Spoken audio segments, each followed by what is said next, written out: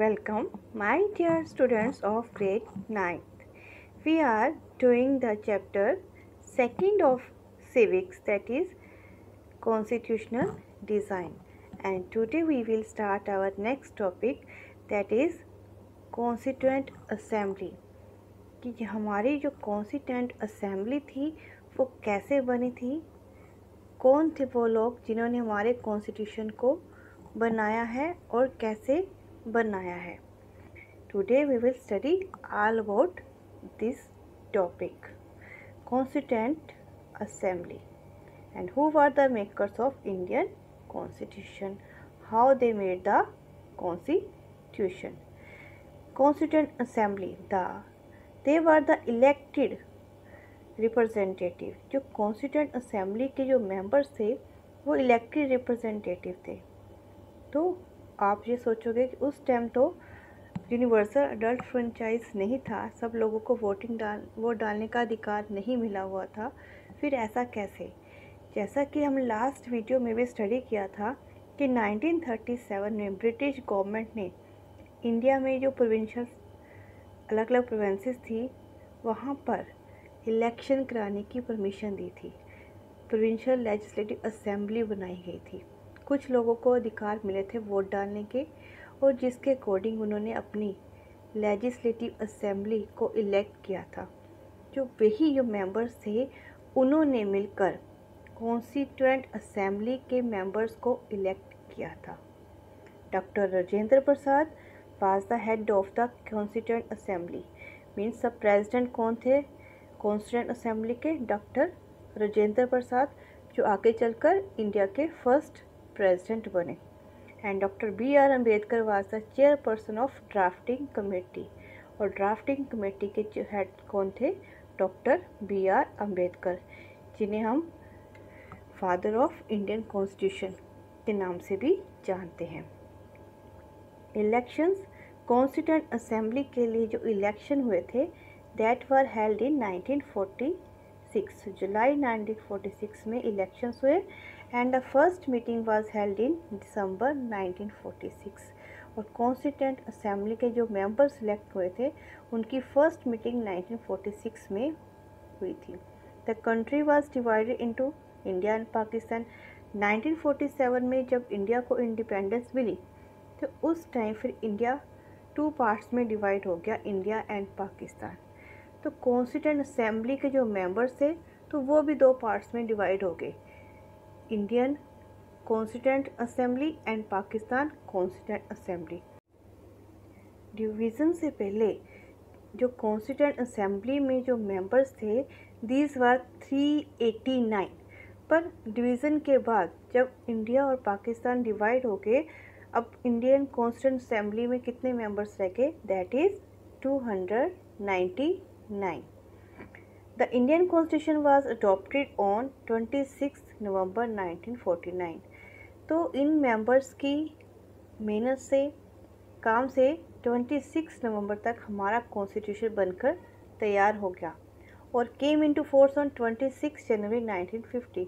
और इसको हमने कब लागू किया? 26 जनवरी 1950 को. और इस डे को हम रिपब्लिक डे की तरह हर साल मनाया जाता है, यानी गणतंत्र दिवस. पर जहाँ पर ये बात है कि हमने 26 जनवरी 1950 26 जनवरी ही क्यों डेट डिसाइड की, तो इसके पीछे भी एक हिस्ट्री है. क्योंकि 1929 में जवाहरलाल नेहरू ने पूर्ण स्वराज रेसोल्यूशन पास किया था कि हम 26 जनवरी 1930 को अपना इंडिपेंडेंस डे मनाएंगे. पर उस टाइम हमें फ्रीडम नहीं मिली, हमें फ्रीडम मिली थी 15 अगस्त 1947 को. पर ये डेट एक इम्पोर्टेंट डेट थी हिस्ट्री में, तो इसी डेट को हमने डिसाइड किया अपने इंडिया को रिपब्लिक बनाने के लिए, अपने कॉन्स्टिट्यूशन को लागू करने के लिए. Clear? Next, acceptance of the constitution.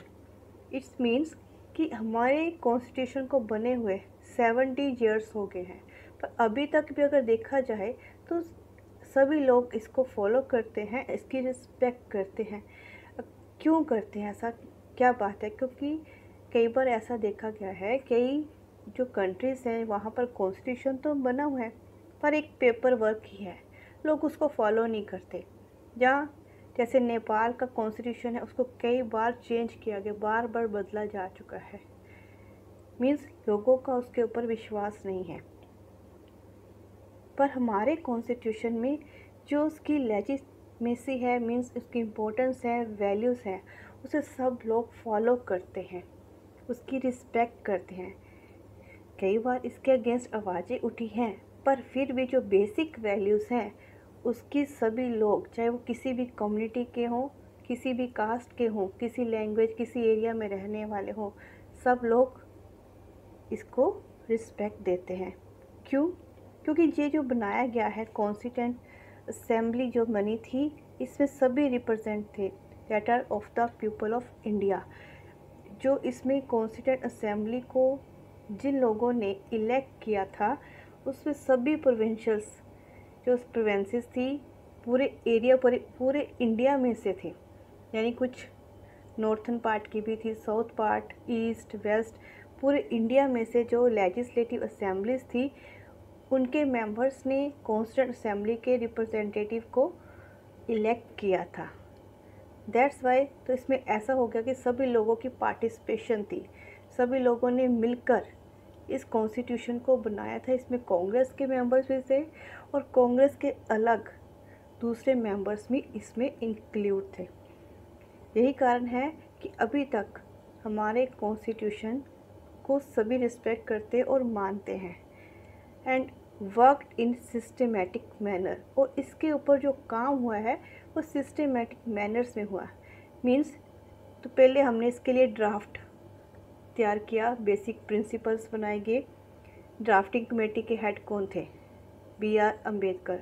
तो उन्होंने पूरा इसको रफ वर्क यानी इसका पूरा कच्चा चिट्ठा तैयार किया कि हमने क्या हमारे बेसिक प्रिंसिपल्स होंगे, उसके ऊपर पूरा काम किया और एक ड्राफ्ट तैयार किया। और उस ड्राफ्ट पर लगातार कई दिनों तक मीटिंग चली कि हर एक पॉइंट जो बेसिक प्रिंसिपल हमने सेलेक्ट किया है उसके बारे में डिस्कशन हुई, डिबेट हुई, उसके बाद उसको माना गया।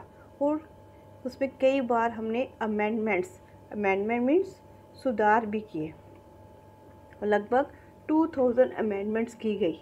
और फिर उन अमेंडमेंट्स और डिबेट्स को हमने रैशनल मीन्स पूरे रीज़न के साथ उसको फॉलो किया, माना कि हमने जो अमेंडमेंट क्यों गई है और जो बेसिक प्रिंसिपल क्यों मान रहे हैं। तो इसका पूरा डिटेल वर्क किया गया। इसके लिए लगभग 3 साल का समय लगा, तो तब हमारा कॉन्स्टिट्यूशन बनकर तैयार हुआ।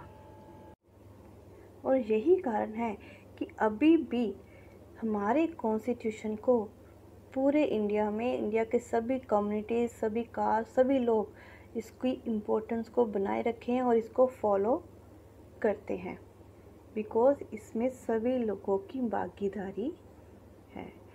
Clear? I hope all of you understand about this topic. In the next video we will study about the guiding principle of our constitution and about our preamble. Thank you for watching the video.